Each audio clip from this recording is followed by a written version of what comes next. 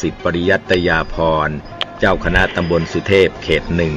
เจ้าอาวาสวัดป่าแดงมหาวิหารอำเภอเมืองจังหวัดเชียงใหม่จัดเสนอโดยกองทุนพระเจ้าติโลกราชกองทุนเพื่อการเผยแผ่ธรรมะและส่งเสริมการศึกษาของพระภิกษุสามเณรเด็กและเยาวชน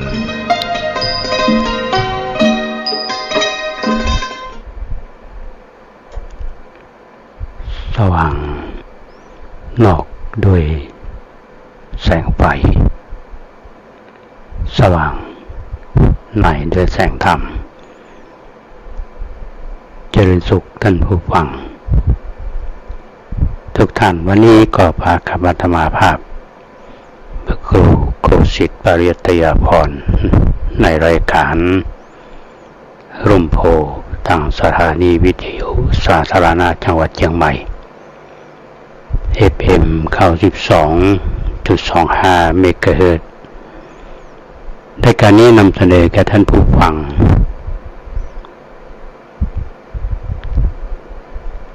ในวันเสาร์และวันอาทิตย์เริ่มตั้งแต่เวลานี้เป็นต้นไปนำเสนอด้วยของทุนพระเจ้าติโลกราชของทุนเพื่อการเผยแผ่ธรรมและส่งเสริมการศึกษานำเสนอสารธรรมซึ่งเป็นคำสอนในทางพระศาสนาโดยท่านผู้ฟังได้รับฟังเพื่อน้อมนำไปพินิจพิจารณานำไปใช้ในชีวิตประจำวันแล้วก็นอกจากนั้นก็ยังมีข่าวสารของทางราชการและฝ่ายของคณะสงฆ์ข่าวที่จำเป็นท่านทั้งหลายได้รับฟังกันเพื่อเอาท่านทั้งหลายจะได้ร่วมอนุโมทนาแล้วก็มีส่วนในการที่จะช่วยเหลือและส่งเสริมกิจกรรมนั้นๆในฐานะที่เราเป็นชาวพุทธช่วงนี้ฟ้าเชียงใหม่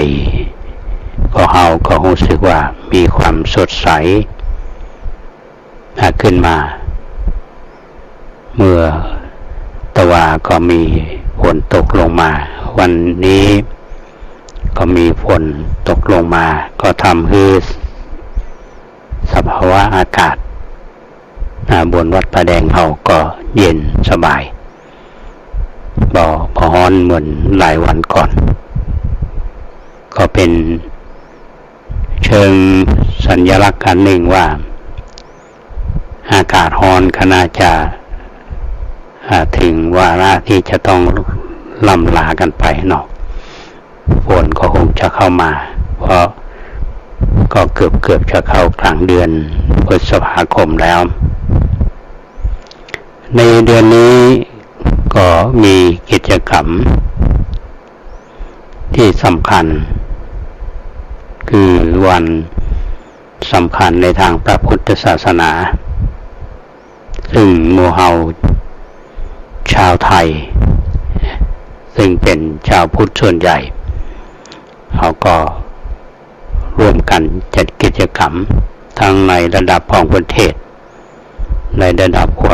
งส่วนภูมิภาคระดับของจังหวัดเฮาและก็ระดับของอำเภอจังหวัดโดยเฉพาะฝ่ายงานของทางรัฐบาลหน่วยงานของคณะสงฆ์ก็โดยช่วยกันจัดกิจกรรมนี้เพื่อที่จะน้อมรำลึกถึงพระบาทสมเด็จพระผู้มีพระภาคของเฮาถึงแม้ว่าพระองค์ท่านจะได้ปรินิพพานไปนานแล้วแต่ว่าหมู่เฮาชาวพุทธในฐานะที่เฮานับถือพระพุทธศาสนาแล้วก็ปฏิญญาณตนเองว่าเป็นชาวพุทธเป็นพุทธศาสนิกชนเมื่อวันสำคัญเช่นนี้เวียนมาเฮาก็ร่วมกันกิจกรรมโดยเฉพาะในจังหวัดเชียงใหม่ของเฮานั้นทางฝ่ายบ้านเมืองทางคณะสงฆ์ก็คือความสำคัญอย่างในช่วงนี้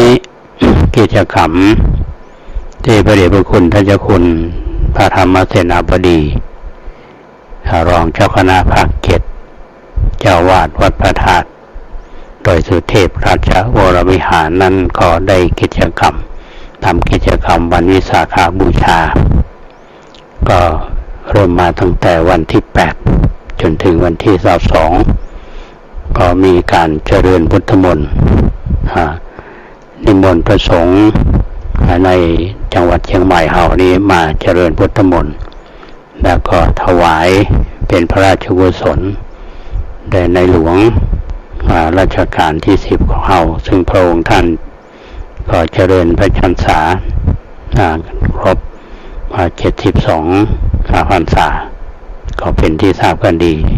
ทางฝ่ายรัฐบาลฝ่ายคณะสงฆ์ก็จัดกิจกรรมถวายเพื่อเป็นพระราชกุศลในโอกาสนี้ซึ่งทางวัดพระธาตุเจ้าโดยสุเทพโดยพระเดชพระคุณท่านเจ้าคุณพระธรรมมเสนาบดีในฐานะที่เป็นประธานมูลนิธิบรมธาตุโดยสุเทพท่านก็จัดมาจำความได้ตั้งแต่พระเดชพระคุณเป็นเจ้าคณะอำเภอเมืองตอนนั้นคือพระญาณสมโภชอาตมาภาพก็มีส่วนในการสนองงานตั้งแต่เริ่มต้นสมัยนั้นการเตียวขึ้นดอยก็ยังมาเป็นกิจจาลักษณะก็จะมีบัคีวัดที่ตั้งเต็นท์อย่างวัดผาลาดวัดไผ่หินวัดผาแดงอันนี้เป็นการนำร่องการช่วงแรกต่อมาทางองค์อปช.ท่านก็มีนโยบายสนับสนุนกิจกรรมนี้ก็มีการแห่น้ำสงฆ์พระราชทานมีผ้าไตรพระราชทานแล้วก็มีผู้ใหญ่ในบ้านเมืองอัญเชิญน้ำสงฆ์ขึ้นทุกปีอย่างในปีนี้ก็เช่นเดียวกันก็จะจัดกันขึ้นวันที่21พฤษภาคม2567ก็เริ่มต้นตั้งแต่ลานอนุสาวรีย์ครูบาเจ้าศรีวิชัยก็จะมีหน่วยงานของทางราชการทางจังหวัดเชียงใหม่แล้วก็อปช.อปท.ทั้งหลายแล้วพี่น้องพุทธศาสนิกชนเขาจะได้ร่วมกันจัดกิจกรรมถ้าแต่ระยะทางขึ้นไปก็จะมีเต็นท์ของวัดต่างๆบริการอาหารก็ดีน้ำดื่มก็ดีคือผู้ที่เดินทางขึ้นไปไหว้พระธาตุเจ้าโดยสุเทพก็เรียกว่าเตียวขึ้นดอยในช่วงของวันที่22ก็จะมีการทำบุญตักบาตรก็เป็นอันที่ทราบกันดีอันนี้คืองานทำทุกปีในส่วนของแต่ละวัดนั้นก็มีการทำบุญตักบาตรแล้วก็มีการเวียนเทียนเวียนเทียนของแต่ละวัดก็ขึ้นอยู่บางท่านก็ไปที่วัดไกลบ้านบางท่านก็ไปวัดใหญ่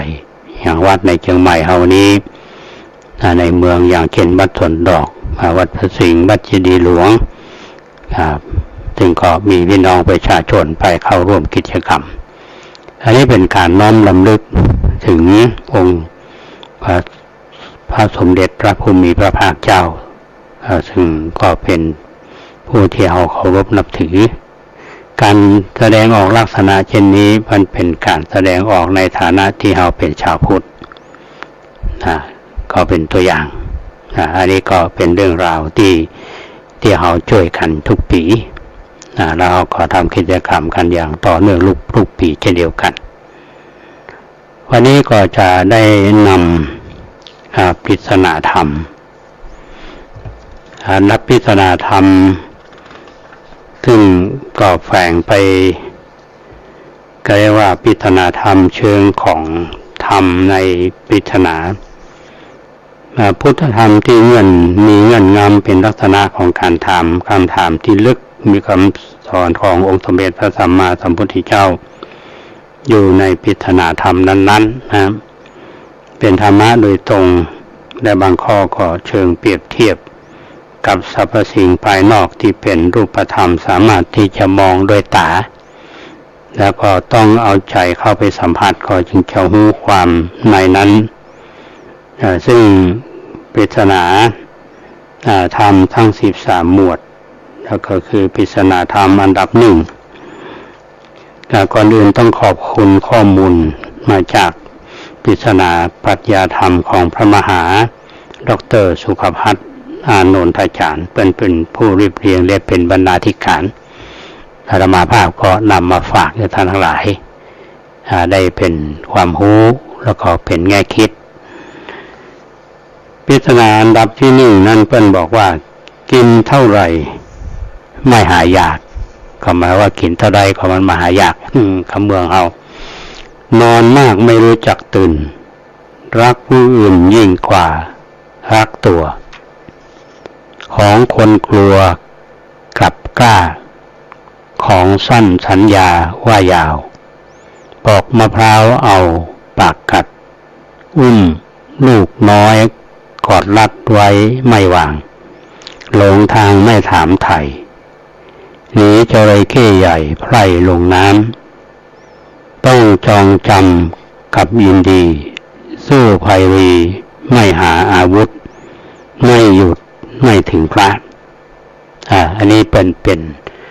ปริศนาธรรมทีนี้เรามาดูเปิ้นขยายความว่าจะได้เปิ้นหมายถึงอย่างในข้อที่หนึ่งเนี่ยที่บอกว่ากินเท่าไหร่ไม่หายากความหมายชัดเจนเนาะกินเท่าไหร่ไม่หายากก็ในที่นี้เป็นหมายถึงความคือโลภะคือความละโมบโลภมากคือตัณหาว่าอยากได้อยากมีอยากดีอยากเด่นอยากดัง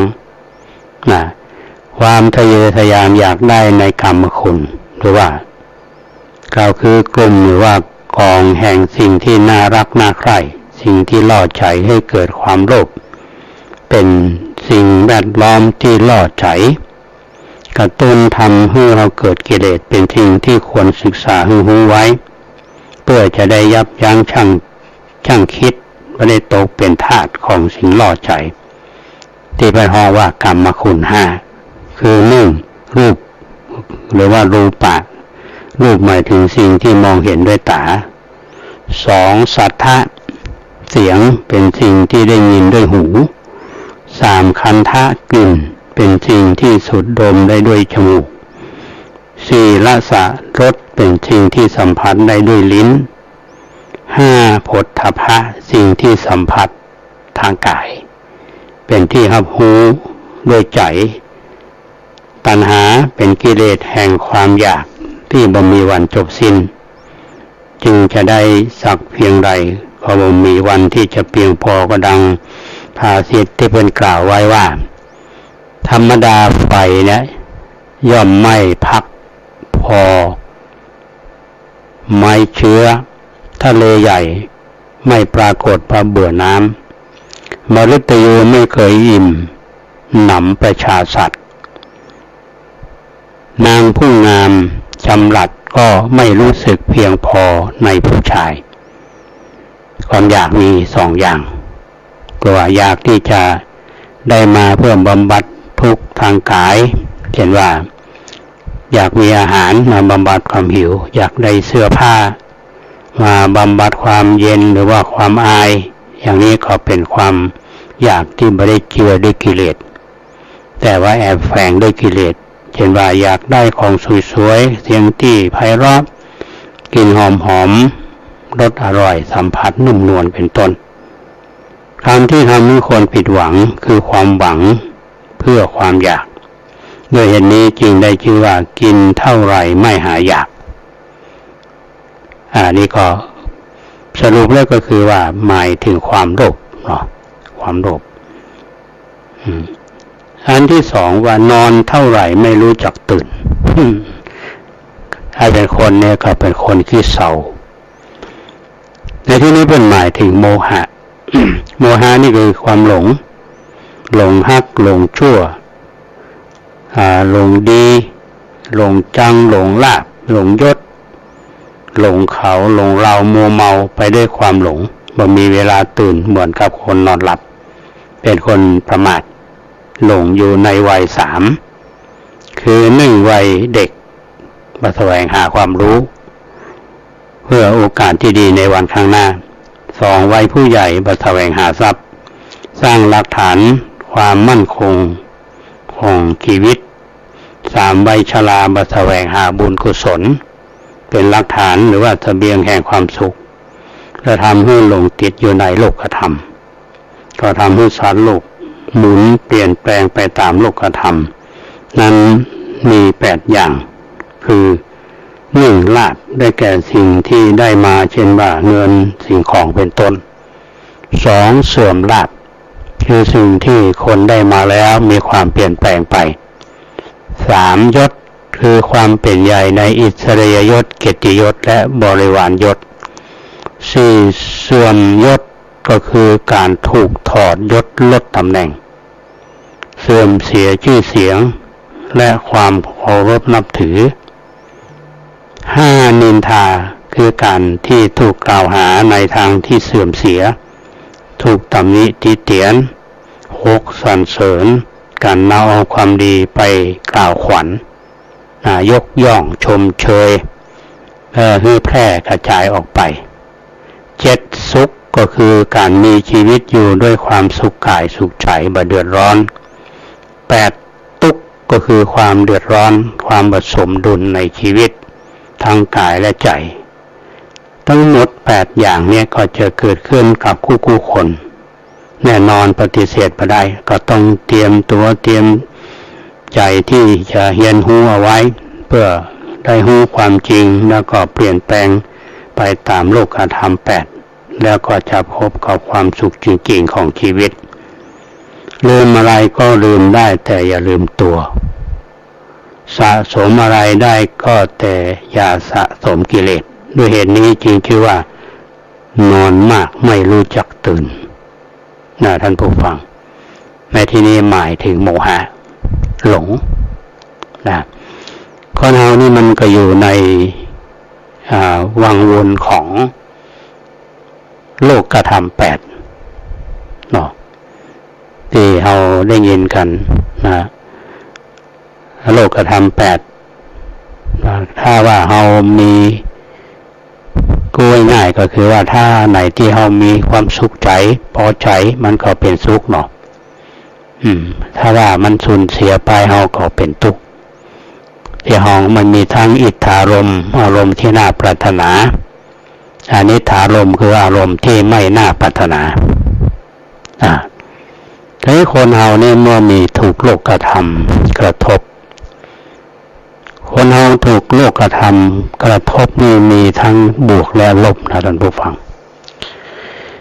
บางทีสิ่งที่มากระทบเรานี่เป็นสิ่งที่ดี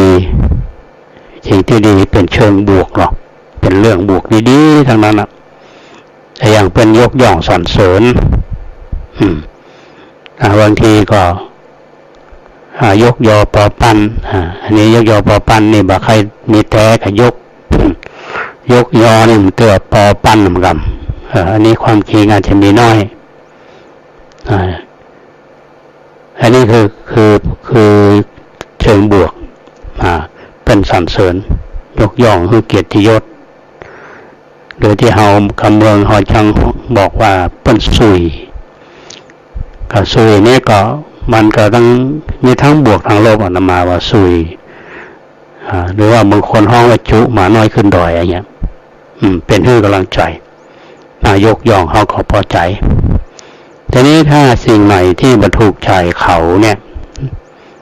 เขาก็นินทาว่าร้ายสรรเสริญเขาก็เกิดความทุกข์เพราะฉะนั้นในเมื่อเราอยู่ในโลกธรรมเนี่ยเราจะอยู่จะได้จึงเป็นสุขโลกธรรม8มียศเสื่อมยศมีลาภเสื่อมลาภนินทาสรรเสริญสุขทุกข์มันอยู่ในแวดวงเนี่ยบอกว่าภัยตัวเจ้าก็โดนภัยก็แล้วแต่อยู่ในโลกเนี่ยนะอย่างเขาอู้กันแม้แต่พระประธานในวิหารเนี่ยอย่างก็ดีไปหมดพอพระพักของงามสีกระทองอารามเสียอย่างเดียวนะอู้บ่ได้เขาว่า จะให้พระเจ้าอู้เป็นพุทธรูปเป็นรูปที่เคารพเป็นรูปเปรียบอันนี้คือสิ่งที่จะตัวใจมนุษย์กู้อย่างมาได้เพราะอย่างนี้แต่ใดพระพุทธเจ้าก็ถึงตรัสเอาไว้ว่าบางทีสรรเสริญคนเกินไปก็ทำให้หลงนินทาก็เป็นทุกข์เพราะใจถ้าฝึกดีแล้วเนี่ยนะบอกว่าจะเป็นทั้งสรรเสริญทั้งสิ่งที่มันเป็นนินทามากระทบเฮาเนี่ยนะถ้าใจเฮานิ่งเข้มแข็งก็อยู่ได้อย่างเฮาหันแล้วก็ได้ฟังกันได้ยินนักวิชาการก็ดีทุกเจ้าก็ดีที่เป็นอู้กันเนี่ยนะดังบุคคลสำคัญเรามาต้องไปบอกว่าบุคคลสำคัญของโลกบุคคลที่สำคัญในท้องถิ่นเขาเนี่ยอย่างเราได้ยินข่าวว่าทางรัฐบาลหรือว่าทางคณะสงฆ์ในภาคเหนือเนี่ยเขาจะส่งพระครูบาเจ้าศรีวิชัยขึ้นเป็นบุคคลสำคัญของโลกทางฝ่ายรัฐบาลผู้ใหญ่ในรัฐบาลก็รับปากกระทรวงที่รับผิดชอบเปิ่นก็รับปากพอเปลี่ยนรัฐบาลเจ้านายเก่าไปอยู่แล้วเจ้านายใหม่มาเปิ่นมาเอาตัวนะ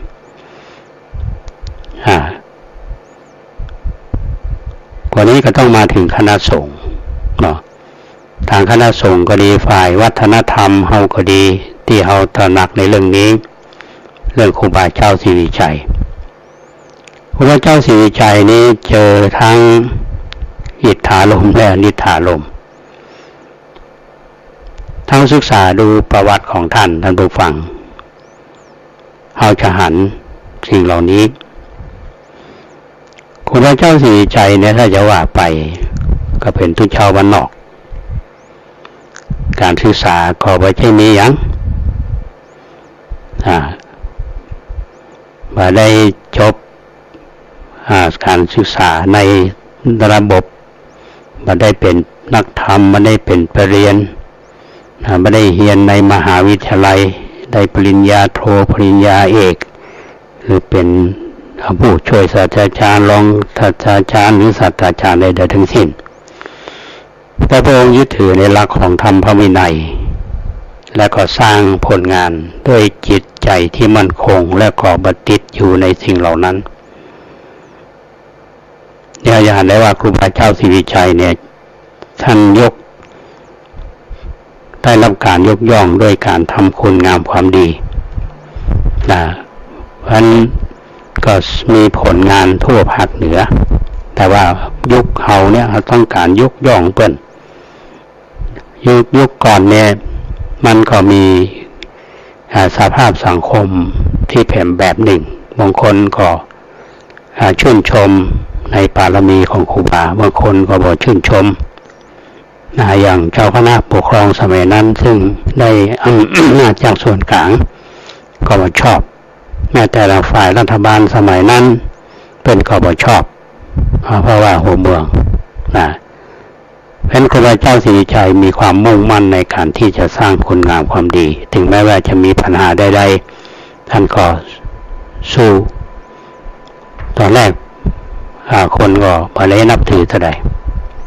พอท่านมรณภาพแล้วเนี่ยผลงานท่านถึงปรากฏแล้วก็เป็นที่ยอมรับเอาง่ายๆดูฝั่งถนนขึ้นดอยสุเทพเนี่ยเมื่อก่อนก็ไม่ใช่ว่าถนนศรีวิชัยหรอก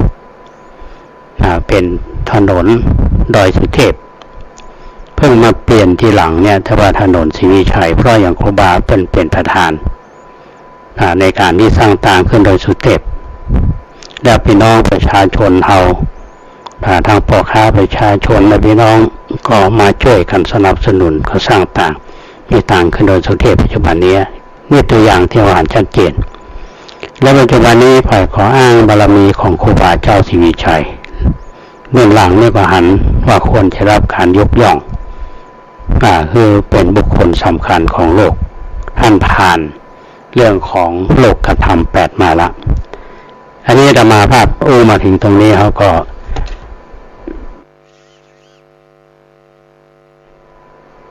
นึกถึงครูบาเจ้าที่มีใจก็เอาเลยมาเสริมกันตรงนี้ก็จะมีตรงกับที่พระพุทธเจ้าท่านตรัสไว้บัณฑิตเนี่ยจึงพระอาทิตย์รายการของอาตมาเนี่ยเรียกว่าภูหินบุกหินเขาหินแท่งทึบไม่หวั่นด้วยแรงลมชันใดบัณฑิตย่อมไม่หวั่นไหวโดยดินทาและสรรเสริญฉันนั้นปัญหาคนที่อยู่ได้ท่ามกลางปัญหาแต่ทำงานด้วยจิตอันตั้งมั่นและบรรลุเป้าหมายเรียกว่าเป็นบัณฑิตในทางพระพุทธศาสนาอันนี้เป็นเรื่อง เพิ่มเติมเสริมในเรื่องของปริศนาธรรมในข้อที่2นะครับคือข้อที่2ที่ว่าคนเขานั้น มีโมหะแต่ว่าไอ้ที่ทำให้หลงติดอยู่ในโลกธรรมนั้นหลงในโลกธรรม8นะแต่ละว่าโลกธรรม8นี้คนที่ฝึกดีแล้วเนี่ยก็จะอยู่ได้อย่างมีความสุขทีนี้ทำข้อหนึ่งกันไปฟังข้อที่3เนี่ยฮะผู้อื่นยิ่งกว่ารักตัวในที่นี้หมายถึงต้นเหตุแห่งความโลภก็คือโมหะ ที่ตรงติดอยู่ในตัณหาเพราะสิ่งเหล่านี้เป็นเรื่องที่จะปาไปให้ยินดีในรูปเสียงกลิ่นรสโผฏฐัพพะว่าคนฮักผัวฮักเมียฮักลูกฮักหลานฮักมิตรสหายรักเจ้านายก็ยอมตัวเองเข้าไปแลกยอมทำกรรมจริงวันนี้เป็นบาปเป็นกุศลจะว่าฆ่าสัตว์ลักทรัพย์กล่าวคำเท็จคดโกงเอาทรัพย์ของผู้อื่นกระทำทุกวิถีทางที่จะได้มาสิ่งที่พึงประสงค์เพื่อนำมาเป็นเครื่องบำรุง น้ำใจของคนเหล่านั้นผลกรรมก็ทำให้คนนั้นตกเป็นผู้กระทำก้มหน้าก้มตารับไปแต่เพียงผู้เดียวเพราะความฮักผู้อื่นเป็นเหตุแต่มีตัวอย่างในสังคมเราในช่วงนี้มีตัวอย่างเยอะนะตอนที่ฮับใจเจ้านายก็เต็มที่พอมีเรื่องมีราวขึ้นมาก็ตัวเองก็ต้องรับกรรมนั้นไปบางคนก็ไปติดคุกก็ยังมีโอกาสได้ออกเพราะฉะนั้นพระเจ้าท่านก็จึงได้ตรัสว่าสาเหตุที่ คนที่จะไปตกประพฤติผิดที่ไปในนรกเนี่ย3อย่างเป็นว่า 1. กายกรรมมีกายเป็นประพฤติชั่วฝ่ายอกุศลวจีกรรมเป็นวาจาที่กล่าวชั่วฝ่ายอกุศลมโนกรรมคือจิตที่คิดชั่วฝ่ายอกุศลกรรม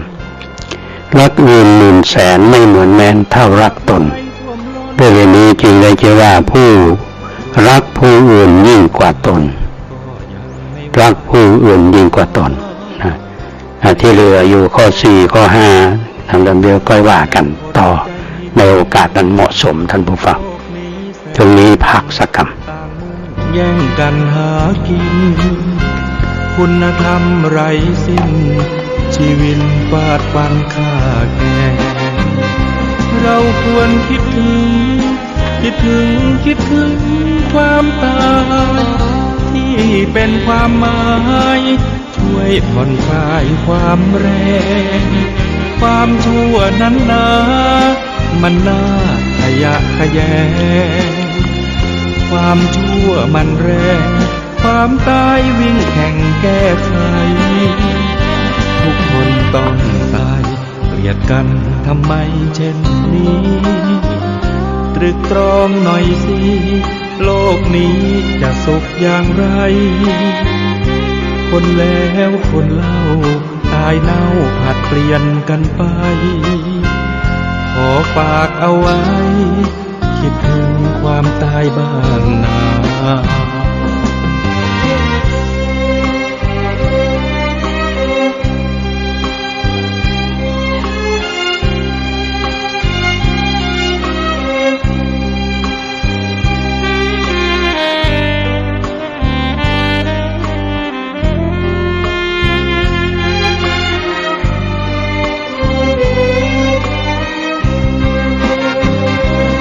ควรคิดถึง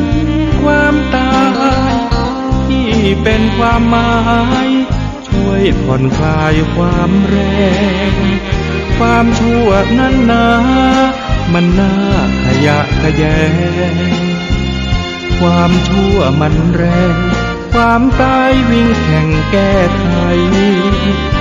ทุกคนต้องตายเกลียดกันทำไมเช่นนี้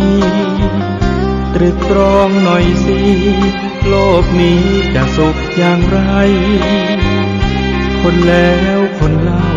ตายเน่าผัดเปลี่ยนกันไปขอฝากเอาไว้คิดถึงความตายบ้างนะขอฝากเอาไว้คิดถึงความตายบ้างนะ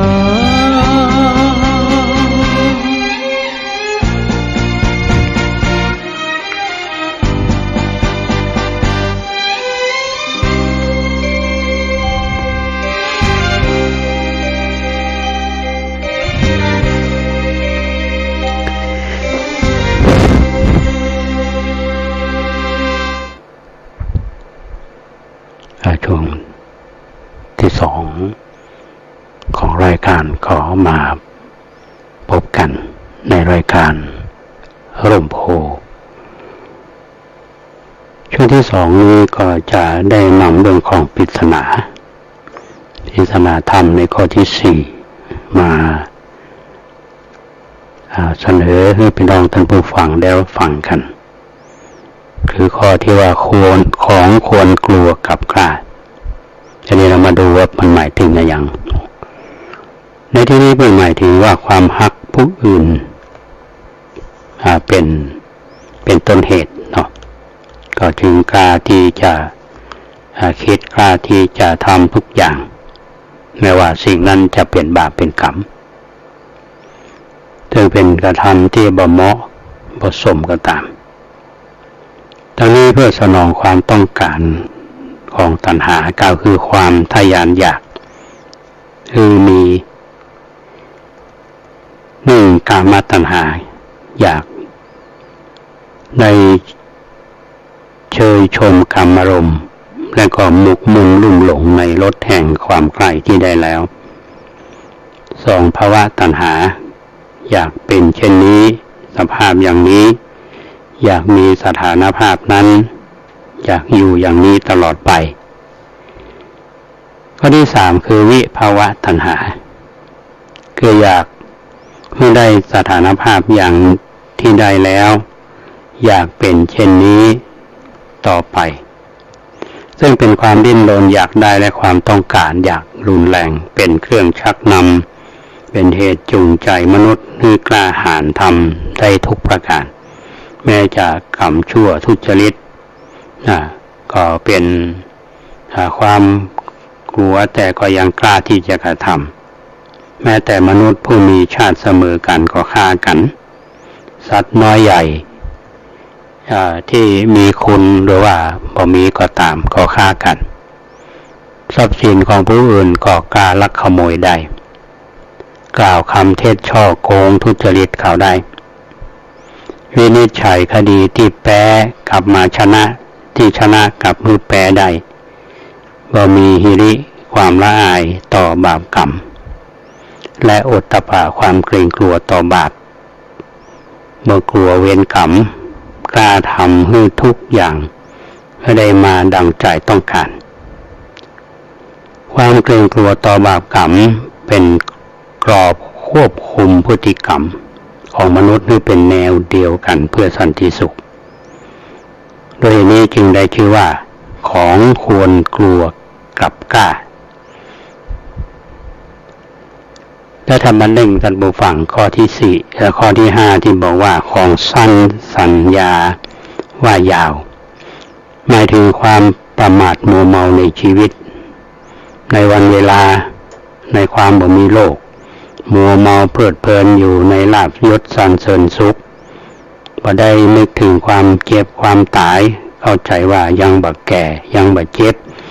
ยังบ่ตายชีวิตความเป็นอยู่นั้นนับว่าสั้นนัก ว่ามีความหมายอย่างที่จะประกันได้ว่าจะอยู่ได้นานเพียงแค่ไหน60 ปี70 ปีถ้าโดยประมาณเท่านี้ก็ยังมีความสำคัญว่าชีวิตนี้เป็นสิ่งที่ยืนยาวบางคนปล่อยเวลาให้ล่วงเลยไปโดยเสียเปล่าปราศจากประโยชน์ผ่านไปปีนั้นเดือนนี้เวลานั้นจึงจะทำความดีในสิ่งที่เป็นบุญเป็นกุศลที่ฮ้องกันว่าบุญกิริยาวัตถุอย่างข้อที่หนึ่งก็คือทานใหม่บุญคือการบริจาคจากทานแบ่งปันความสุขคือชีวิตกับผู้อื่นสองศีลใหม่ก็คือรักษาศีลคือความควบคุมพฤติกรรมละเว้นสิ่งที่เลวภาวนาคือการภาวนาควบคุมจิตใจให้มีสติรู้เท่าทันอารมณ์และความเปลี่ยนแปลงโดยเข้าใจว่าชีวิตยังอยู่แถมมุ่งแต่ประกอบการทางอาการหึงหวงทรัพย์สินที่หามาไว้ได้โดยเฉลี่ยในอายุขัยของมนุษย์ในสังคมปัจจุบันเนี่ยโดยประมาณก็70 ปีเนาะในแต่ละวันในชีวิตการทำกิจกรรมมันอย่างไพ่พ่องตลอดภายใน70 ปีใช้เวลาทั้งหมดเนี่ยทำกิจอย่างพ่องอย่างอาตมานี่ตอนนี้72เรามาดูเนาะท่านพ่อเอาเปรียบเทียบกันว่าอายุหรือว่าเกณฑ์อายุ70เป็นว่าใช้เวลาในการพักผ่อนหลับนอนเนี่ยโดยประมาณเนี่ย28 ปีใช้เวลาในการทำกิจการงานเนี่ยโดยประมาณก็5 ปีใช้เวลาในการพักผ่อนเที่ยวบันเทิงโดยประมาณเนี่ย8 ปีใช้เวลาในการรับประทานอาหารโดยประมาณ6 ปีใช้เวลาในการอาบน้ำทำความสะอาดโดยประมาณเนี่ย5 ปีใช้เวลาในการเรียนหนังสือในชั้นเรียนเนี่ยประมาณ3 ปีใช้เวลาในการอ่านหนังสือเรียนเนี่ยโดยประมาณ3 ปีใช้เวลาในการอ่านหนังสือต่างๆโดยประมาณ3 ปีใช้เวลาในการพูดคุยสนทนาประมาณ4 ปีใช้เวลาในการฟังโดยประมาณ5 ปีใช้เวลาในการทำความดีทางศาสนานี่ประมาณ6 เดือนท่านเคยคิดพอว่าภายใน70 ปีเนี่ยถ้าคิดเป็นวันนี้ก็จะได้ 25,550 วันแล้วท่านตอนนี้เวลานี้อยู่บนโลกนี้เหลือเวลาอยู่ประมาณกี่วันมันเป็นคำถามโมเฮาดันผู้ฟังถามตัวอาตมาด้วยว่าเวลาที่มันเหลืออยู่นี่มันเหลือกี่วันแต่ผมรู้ว่าอย่างอาตมานี่มันไปกันแล้ว72 ปีเพราะฉะนั้นก็มาพิจารณาว่าร่างกายสังขารร่างกายนี่มันเป็นสิ่งที่บ่เที่ยงแต่ที่สำคัญกว่าบัดตายง่ายเพราะว่าโมหะบังเอาไว้ก็โดยเหตุที่ได้ชื่อว่าสั้นของสั้นสัญญาว่ายาวของสั้นสัญญาว่ายาวนะอันนี้ก็นำมาเสนอท่านทั้งหลายมันเป็นปริศนาครับเป็นปริศนาธรรมก็เป็นแง่คิดเฮาได้เป็นอย่างดีโดยเฉพาะเรื่องของสั้นสัญญาว่ายาวเนี่ยคือคนมัวเมาในชีวิตคือว่าง่ายว่าประมาทแล้วก็เพิ่นก็เชิญชวนกันอย่างทางศาสนาเฮานี้เพิ่นก็บอกว่าสร้างบุญสร้างกุศลอย่างบุญกิริยาวัตถุเนี่ยที่เฮาปั้มเป่งตามกันก็คือทานใหม่บุญสำเร็จด้วยการให้ทานศีลใหม่บุญสำเร็จด้วยการรักษาศีลภาวนาใหม่บุญสำเร็จด้วยการเจริญภาวนาที่เอาทำกิจกรรมกันเนี่ยเอาทั้งหลายลองมาดูว่าในบุญกิริยาวัตถุที่ได้อู้ถึงเนี่ยส่วนใหญ่เขาก็หนักไปเรื่องของทานเนาะทานนี่ต้องใช้วัตถุแก่สิ่งของศีลใหม่เนี่ยมันต้องใช้ศีลใหม่คือการรักษาศีลนี่ก็ต้องคือดูในด้านจิตใจเขางดเว้นสิ่งชั่วร้ายทั้งหลายทั้งที่อยู่ทางกายพฤติกรรมที่แสดงออกก็ดี ในทางกายพฤติกรรมแสดงออกในการคำอู้ก็ดีในร่างใจก็ดีและส่วนภาวนาใหม่เนี่ยบุญสำเร็จด้วยการเจริญภาวนาก็หมายความว่ามีสติเท่าทันอยู่อารมณ์อยู่กับปัจจุบันนะอาตมาก็ยังนึกได้ว่าเฮาเป็นเด็กน้อยอยากเรียนนักธรรมชั้นตรีเนาะท่านผู้ฟังหลายท่านก็คงจะมีประสบการณ์เหมือนกันเอาเรียนทุกกะคือหมวด2สติคือความระลึกได้สัมปชัญญะคือความรู้ตัวตอนเป็นเด็กน้อยเรียนนะเฮาก็โมโหความหมายก็จะได้เพื่อนถึงเอาสติขึ้นมาก่อนสัมปชัญญะพอเราอยู่เมืองไปเราก็รู้ว่าจริงๆแล้วเรื่องสติเนี่ยมันเป็นเรื่องที่ทุกคนต้องมีคือการศึกษาเนี่ยบางทีก็ไม่ได้เป็นปัจจัยชี้วัดได้นะท่านผู้ฟังการศึกษาว่าคนบางรูปก็อาจจะได้เรียนธรรมะหรือเรียนหลักสูตรเนาะหลักสูตรบาลีอาจจะบาลีประโยค1 2ไปจนถึงประโยค9หรือคนมีการศึกษาในระดับของตั้งแต่ประถมมัธยมอุดมศึกษาหรือจบมหาวิทยาลัยปริญญาตรีปริญญาโทปริญญาเอกไม่ว่าจะเป็นได้ดุษฎีบัณฑิตอะไรเงี้ยสิ่งเหล่านี้มันเป็นสิ่งมันเกิดการศึกษาในของเชิงวิชาการข่าวมีเยอะคนที่มีการศึกษาฆ่าตัวตายก็มีฆ่าคนอื่นตายก็มี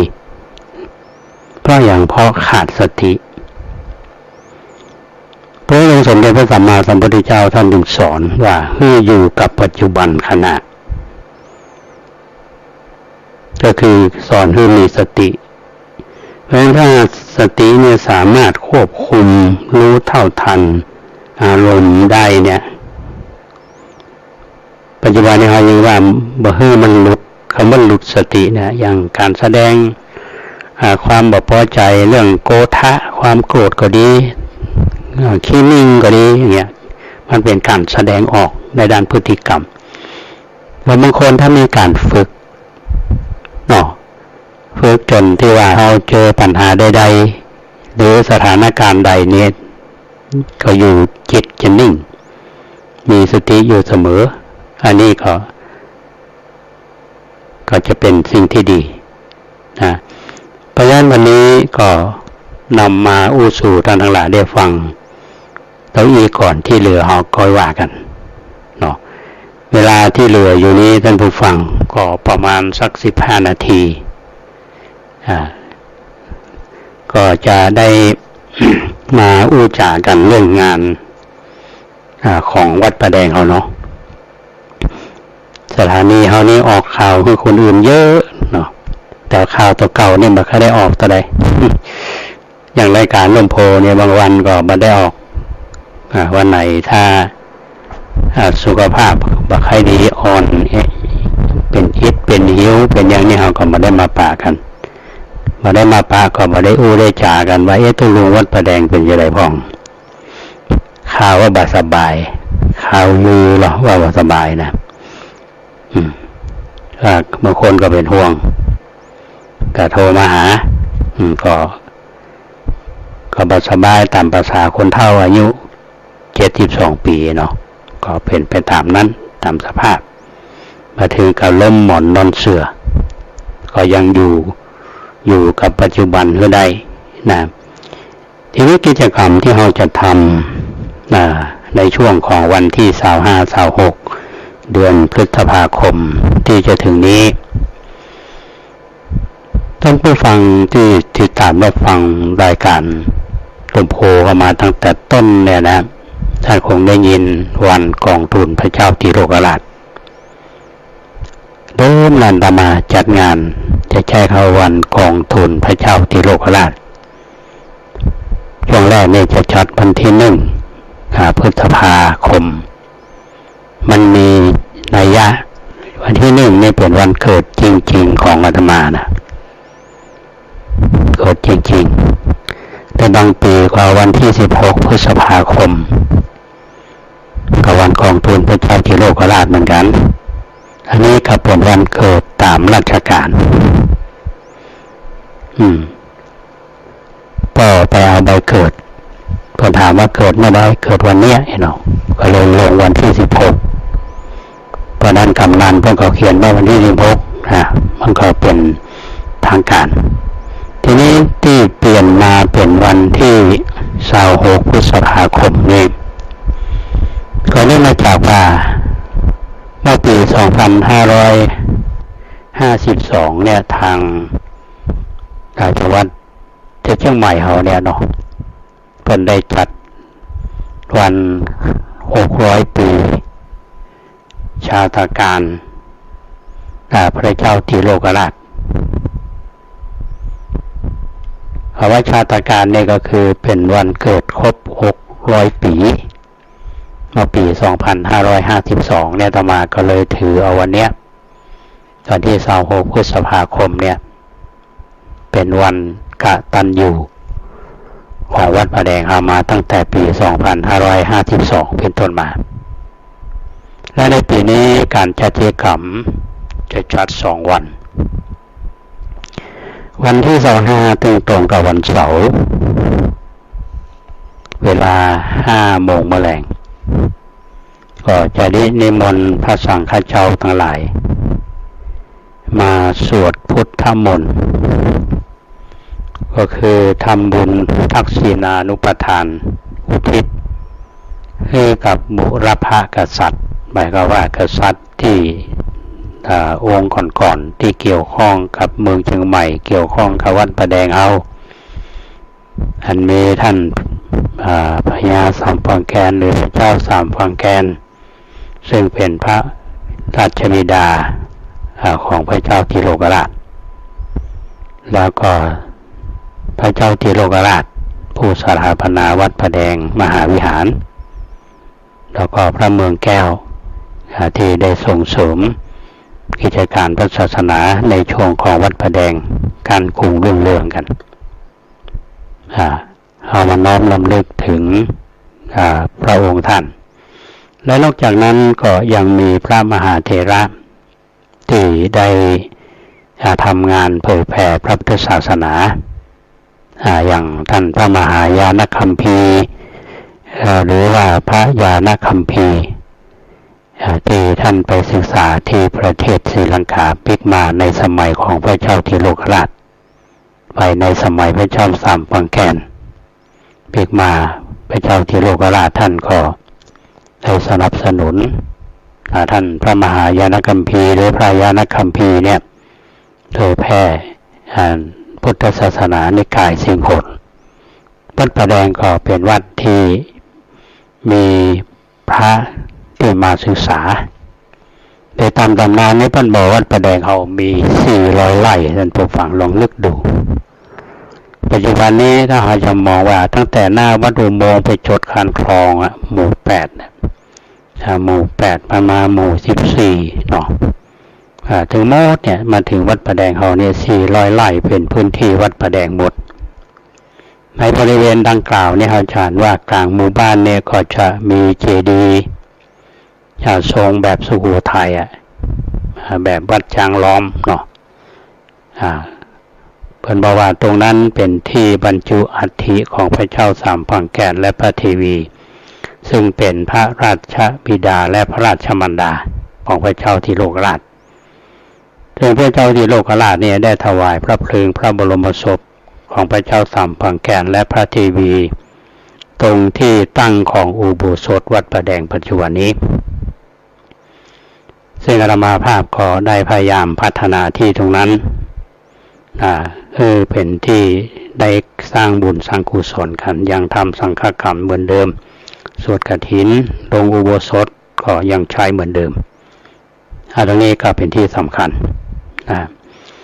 เพราะฉะนั้นท่านทั้งหลายเหล่านี้ที่กล่าวมาเนี่ยล้วนแล้วแต่เป็นผู้ที่มีบุญคุณแก่เมืองเชียงใหม่บุญคุณแก่วัดพระแดงมีบุญคุณแก่หมู่เฮาท่านทั้งหลายที่มาอาศัยแผ่นดินผืนนี้อยู่ ได้กินได้นอนได้อยู่อาศัยกันทุกวันนี้เพราะฉะนั้นเราจะต้องมองตรงนี้ว่าถึงแม้ว่าเรื่องราวมันจะผ่านมาเท่าใดเรานึกถึงบุญคุณของท่านเรามาน้อมรำลึกถึงเราขอทำบุญอุทิศส่วนกุศลแล้วก็ชักชวนกันมา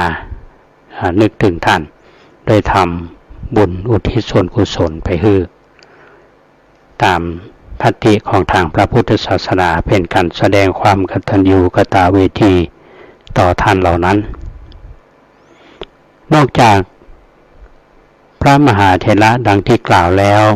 เท่าที่เราทราบอย่างท่านพระอธิการอินแก้วอรินโทหรือที่เรารู้จักกันว่าครูบาอ่องครูบาอ่องนี่ก็เป็นพระมหาเถระ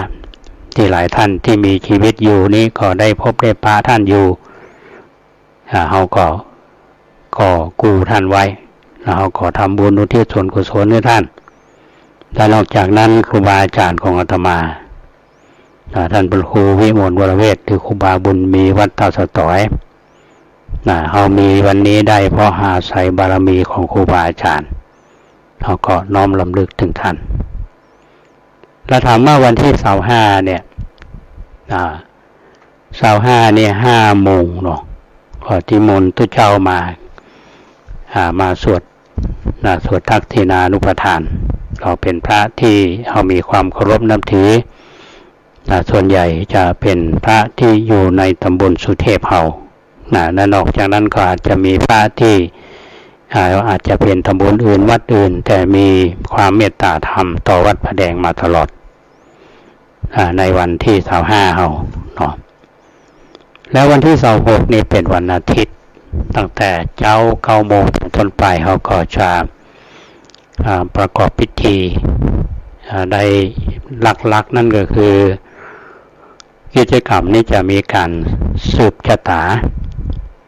ในโอกาสที่อาตมาภาพมีอายุครบ72 ปี6 รอบเนาะก็ถือโอกาสได้ทำบุญและเพื่อเป็นสิริมงคลแก่ตัวเฮาแล้วก็ในโอกาสเดียวกันก็ญาติโยมที่จะมาร่วมกิจกรรมก็มาเข้าพิธีสืบชะตากันเพื่อที่จะทำให้หมู่เฮาได้มีความรักความสามัคคีและกระตุ้นการพลังผลักดันในการพัฒนาวัดซึ่งวัดพระแดงของเฮานั้นได้รับความร่วมมือจากหน่วยงานราชการโดยเฉพาะมหาวิทยาลัยเชียงใหม่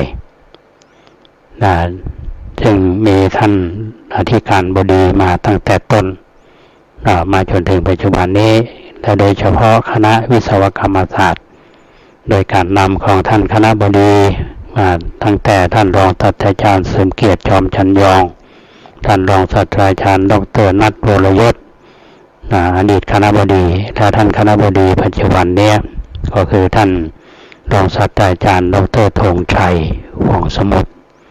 เป็นก็เพื่อความสนับสนุนเพื่อความร่วมมือวัดพระแดงเขาที่ได้พัฒนามานี้เพราะว่าหน่วยงานโดยเฉพาะมหาวิทยาลัยเชียงใหม่เนี่ยเพื่อความสำคัญได้รับการพัฒนาแล้วก็ยังมีโครงการที่จะทำก็คือพัฒนาการใช้พื้นที่วัดพระแดงเขามันสืบเนื่องมาจากการทำวิจัยครั้งปี 2552 ในโครงการศึกษาประวัติศาสตร์พุทธศาสนาเพื่ออนุรักษ์และพัฒนาวัดป่าแดงอย่างยั่งยืนหมายความว่าแผนพัฒนาในช่วงที่2ก็ทางคณะสถาปัตยกรรมศาสตร์โดยท่านคณบดีท่านอดีตท่านคณบดีทางคณะทำงานเพิ่นก็ออกแบบแล้วก็งานสถาปัตยกรรมเบื้องต้นนั้นทางคณะวิศวกรรมศาสตร์ก็ได้รับต่อมาแล้วอยู่ในช่วงของการทำโครงสร้างในการที่จะสร้างศูนย์การเรียนรู้และพิพิธภัณฑ์ที่โลกราชอันนี้เป็นงานที่ทำถ้าเป็นเฉพาะอาตมาเนาะถ้าไม่ได้รับความร่วมมือจากญาติโยม ทุกฝ่ายทางมหาวิทยาลัยเชียงใหม่ซึ่งเป็นครูบาอาจารย์นักวิชาการครูบาอาจารย์ที่เป็นนักวิชาการในด้านประวัติศาสตร์ก็ดีด้านสถาปัตยกรรมก็ดีเนี่ยเพื่อนก็ให้ความสำคัญกับเรื่องนี้เพราะฉะนั้นถือว่าเป็นหน้าที่ของทุกคนอาตมาได้ทำงานเนี่ยถ้าหากว่ามาได้รับการร่วมมือจากทุกฝ่ายเนี่ยงานก็เป็นไปบ่ได้และเพราะฉะนั้นในวันที่25-26เนี่ยถือว่าเป็นการร่วมแรงร่วมใจในการประกอบคุณงามความดีแสดงความกตัญญูกตเวทีต่อบูรพกษัตริย์บูรพาจารย์และบูรพชนผู้มีบุญคุณแก่วัดป่าแดงมหาวิหารอาตมาภาพก็ขอเชิญชวนญาติโยมท่านสาธุชนทั้งหลายที่ฟังรายการในวันนี้ก็ดีหรือว่าได้รับข่าวสารจากอาตมาใน Facebook ก็ดีเนาะที่เชิญชวนหลายท่านก็แจ้งความจำนงมาว่าจะเป็นถ้าภาพลงทานบางท่านก็ได้โอนเงินมาร่วมทำบุญก็ได้มาโดยตัวเองอันนี้เป็นสิ่งที่ทุกท่านมีน้ำใจอาตมาจะอู้อยู่เสมอว่าวัดทุกวัดเนี่ยไม่ใช่วัดของตัวเจ้าเป็นวัดของญาติโยมทุกคนนะอย่างวัดป่าแดงเราเนี่ย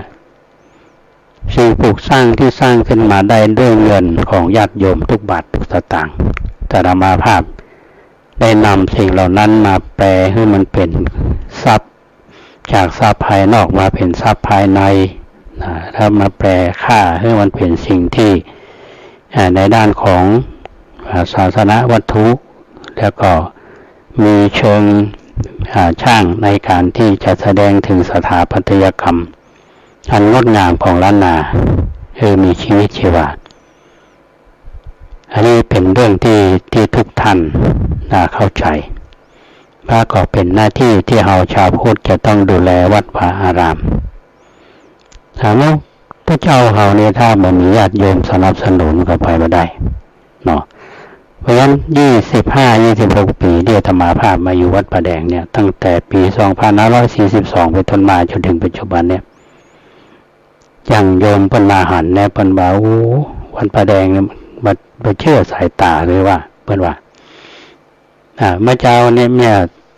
ก็มีช่วงเนี่ยโยมมาจาก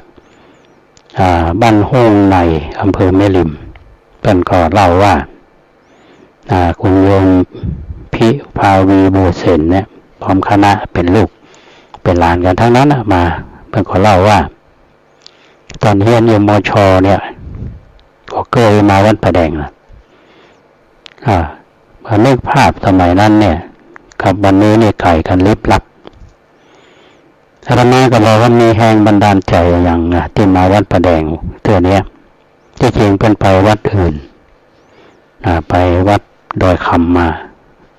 ทีนี้มันมีความคิดมันแป๊บขึ้นมาในหัวพอดว่า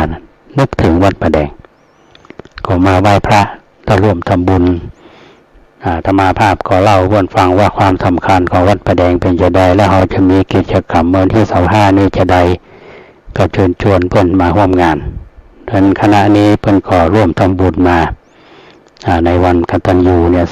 390 บาทต้องขออนุโมทนาและนอกจากนั้นก็ยังมีญาติโยมที่เคยร่วมกิจกรรมทำงานอย่างคุณโยมสำราญ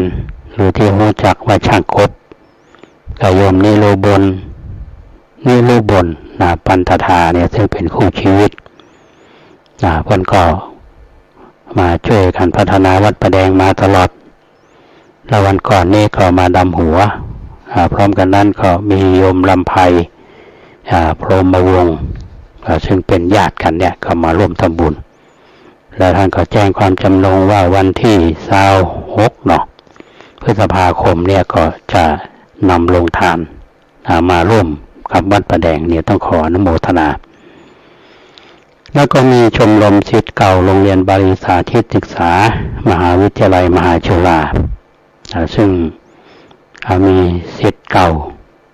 เพิ่นแจ้งมาทางไลน์ว่าคณะชมรมศิษย์เก่าของโรงเรียนบาลีสาธิตศึกษาเนี่ยจะนำลงทานก๋วยเตี๋ยวมา โรงเรียนบริสาธิตศึกษานี่เป็นโรงเรียนที่อาตมาภาพเป็นครูใหญ่คนแรกซึ่งเป็นครูก็เรียกว่านับหนึ่งนะจนถึงปัจจุบันนี้ก็มีลูกศิษย์ลูกหานะได้จบไปก็ไปทำงานราชการเป็นทนายความเป็นครูเป็นผู้อำนวยการโรงเรียนหลายๆท่านเหมือนกันก็เป็นศิษย์เก่ามหาดำนี่ก็คือชื่อเพื่อนมหาดำรงตอนนี้ก็เป็นตำรวจรับรายการตำรวจอยู่ก็เป็นศิษย์เก่าแล้วก็เคยอยู่วัดตาตะต่อยก็เหมือนลูกศิษย์ของอาตมาอันนี้ก็ต้องขออนุโมทนานอกนั้นก็ยังมีนางสาวพิกุลอินตากุลคณะวิศวกรรมศาสตร์มหาวิทยาลัยเชียงใหม่อาตมาภาพเจ้าฮ้องคุณพิกุลว่าน้องกุลเป็นผู้ประสานงานระหว่างคณะกับวัดมาตลอดนะก็ส่งข่าวไปให้เปิ้นก็ร่วมทำบุญโอนผ่านธนาคารมา 1,000 บาทและช่างยะลันโยมพรสวรรค์หรือโยมสุวรรณแบบว่าพร้อมด้วยกับลูกหลานนี่ก็ร่วมทำบุญในวันกตัญญูเนี่ย 3,000 บาท3,000 บาทสองตายายนี้จำได้ตั้งแต่อาตมาอยู่วัดพระแดงตั้งแต่ต้นเนี่ยเพิ่นจะมาอยู่มาอย่างอาตมาช่วยแผงช่วยนั้นอยู่บนวัดตลอดอันนี้ก็ถือว่าเป็นผู้ที่ได้ช่วยวัดมาตั้งแต่ต้นถึงแม้ว่าช่วงนี้ใจไปอยู่ไกลกันหน่อยอยู่ช้างเผือกแต่ใจอยู่ด้วยกันก็ต้องขออนุโมทนาช่างยะลันแล้วก็มีท่านผู้อำนวยการกองสวัสดิการและสวัสดิการและสังคมเทศบาลตำบลสุเทพคือหรือผอ.ตุ๊กตาหรือว่าผอ.พนาภัยคุมสะดวกก็ได้รับทราบข่าวว่าวัดพระแดงจะมีงาน